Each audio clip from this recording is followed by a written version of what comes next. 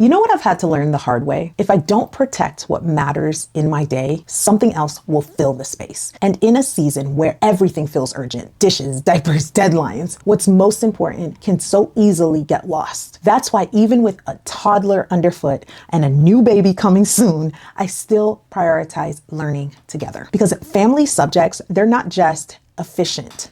They're anchoring. Hi, my name is Wendy and I am a homeschooling mom of 5, soon to be 6.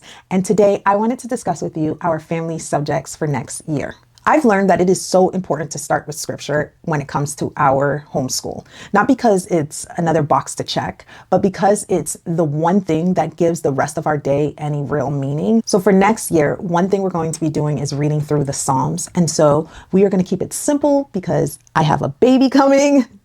In addition to that, we will be going through the not consumed devotionals as a group. And for those hands full moments that I can definitely expect with a nursing baby and a very helpful toddler, I'll play the Bible app on my phone using the ESV Bible app that we have, because I can't always guarantee that I'll be actually able to open up the Bible to read the Psalms, or to do the not consumed devotional, but we'll make it happen. We'll make it work. Because honestly, it's not always about doing it perfectly. It's about making the word a steady rhythm in our home, no matter what the morning looks like, and prioritizing that. For current events, we will continue using World Watch News as a family. We usually watch it during breakfast or just after breakfast. It's just such a great way to start meaningful conversations, pray with perspective, and teach our kids to view the world through a biblical lens. And it helps us stay caught up on current events. And it's short, clean, and engaging. And best of all, I don't have to preview it. A lot of the times when there's going to be subjects that are sensitive for younger viewers, they let you know that right at the beginning, right before they even start the episode. It's just such a gift to us, especially in a full season. Honestly, half of the time it's how I get my news. And what I love most about it is they constantly remind our kids that no matter the news, the purpose of the Lord will stand. That kind of truth is rare, but it's so powerful. I've included a link in the description if you want to check it out for yourself. There's even a free trial. I think it's for 30 days so that you can see how it fits with your family before even committing. For science this year, we'll be using Apologia Zoology 1, Flying Creatures. And I chose this because it's, number one, it's creation based. Number two, the topics, birds, bats, butterflies, and insects. That is just gonna be so naturally engaging for my kiddos. Number three, it works so well across multiple ages. So I'll be using it to teach my 6th grader, my 3rd grader, and my 2nd grader, plus my toddler will be listening in. And to help us stay flexible, I'm planning to use the audiobook version alongside the textbook. That way we can listen during lunch or cleanup time or while I'm rocking the baby, but still stay consistent. Also in the car, because a lot of times we'll listen in the car from one appointment to another. We'll also be using the notebooking journals to reinforce the learning in a hands-on type of way. And then experiments will happen as time and energy allows, but I'm not putting pressure on that every week. If we get to them, great. If not, we'll still be learning. In addition to that, we do a science co-op in which they will be doing 1 or 2 projects there. So they'll get that opportunity to do experiments. We're aiming to do science about twice a week as a part of our afternoon family basket time, which happens right after lunch. A lot of the times we tend to anchor our family subjects around meals. But I will have a full video breaking down Zoology 1 coming soon towards the end of this month. So if you want to see how we plan to use it day by day, make sure that you're subscribed. If this sounds like it's already going to be a good fit for your family, I've linked it in the description below with a discount code. So go ahead and grab it. I love getting these codes for you guys for things that I actually love and use in our homeschool. It makes me so happy. I'm like, yes, discount. For history this year, we'll be working through the Biblioplan medieval time period as a family. We honestly love Biblioplan for group style learning. It gives us the flexibility to learn the same time period together, but at each child's level. Here's how I'm planning to break it down. We've got the audio companion alongside the Remember the Days textbook for group listening. We've got notebooking journals using our School Nest grade level notebooks and Biblioplan coloring pages for my 1st, 2nd, and 6th grader. We've got cool history, maps and timeline, and the Biblioplan companion with the audio for my high schooler, and the discussion guide, which we'll use together to talk through what we've learned as a family. What I love about Biblioplan is that using the Lesson Plans Plus, it really breaks down what my high schooler should be reading on the same day that correlates with what my little ones who are doing Remember the Days should be reading. And so when we come together to do the discussion guide, we've all just learned the same thing, and we're able to have those deep discussions. And history will be scheduled 3 days a week, and it will be done in the afternoons after lunch. It'll be the days that we're not doing science, that'll be when we do history. And if you want to dive deep into how we use Biblioplan, I have a whole playlist on it, so I'll link that in the description as well. And I'll also include our discount code too, in case you want to check it out for your homeschool. I believe it's a 15% off discount code, so definitely check it out. We're also planning to do 2 gather around unit studies this year. Who is this? You've been around these parts for long enough. You know, I'm not usually a notebooking unit study girl, but we really want to foster a love of learning together this year. I did not want to lose that with adding a little one, and with having so many grades so spaced out. I can feel that pull and that tug to everybody to want to separate and seclude. And I'm like, nope. We're going to come together as much as possible and as often as we can. So we're going to be doing 2 gather around unit studies. Africa, which we'll be doing in the summer with Daddy, which I'm so excited about because he's like the best. He brings everything to life when we learn together with him. And then we'll be doing Oceania later in the fall after the baby's a couple months old. But during the weeks that we do Oceania, ignore me.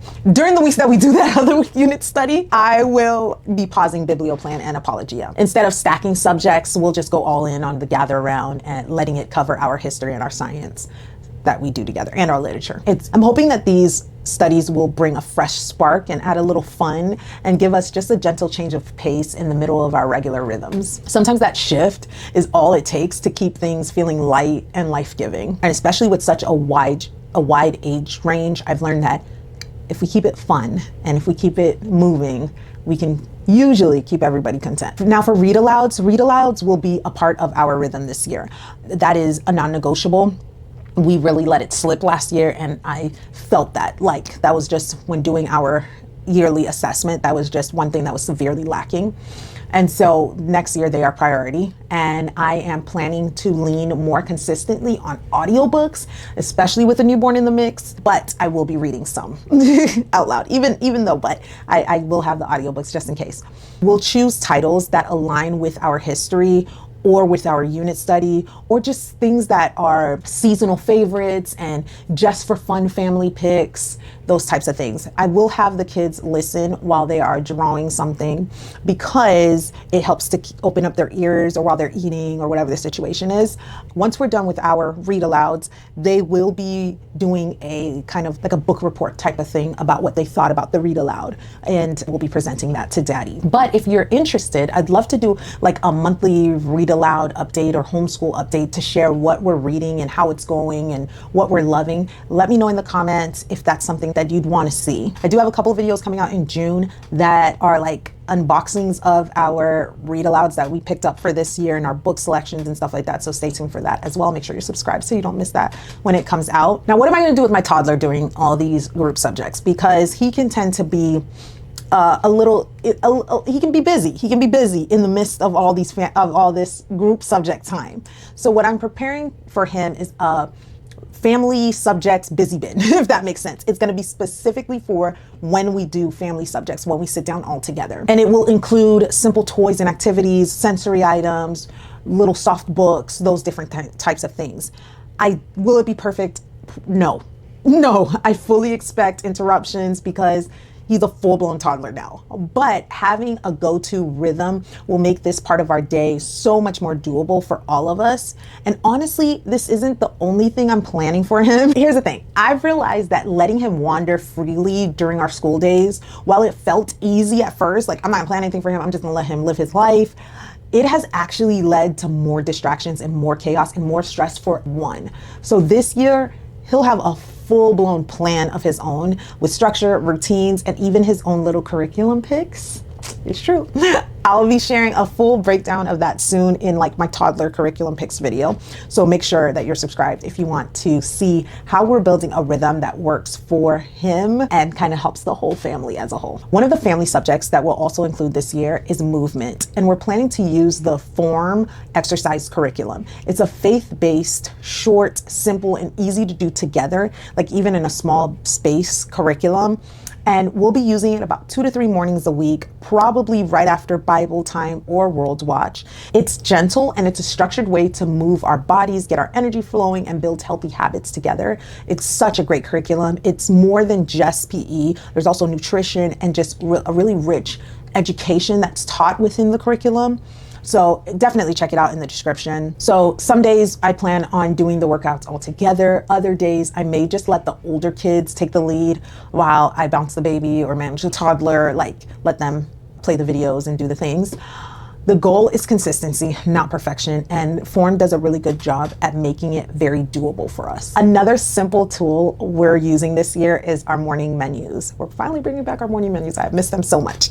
They're such a peaceful start to the day, and they're filled with truth and beauty and gentle learning, like what is your phone number and what is what is your birthday? Where do you live? These are the things that are included in our morning menu that I have forgotten to teach all my kids. Some of them know it, just not all of them. So I definitely need to bring it back. So besides those type of just like life things, there's also going to be poetry. I use the Truth and Grace memory work, which includes hymns, Bible basics, catechism, and scripture to help me type up what's going to be in our morning menu. And we'll be doing this right after Bible time. And I plan to keep it short, maybe about 10 minutes at the max. And it just gives us just a soft start, and it adds beauty without pressure and keeps our mornings grounded in what matters most. So altogether in the mornings, we're probably looking at about 30 to 45 minutes max of family subject time. And in the afternoon, the same, about 30 to 45 minutes during lunchtime. So for me, planning this year hasn't really been about finding the perfect curriculum.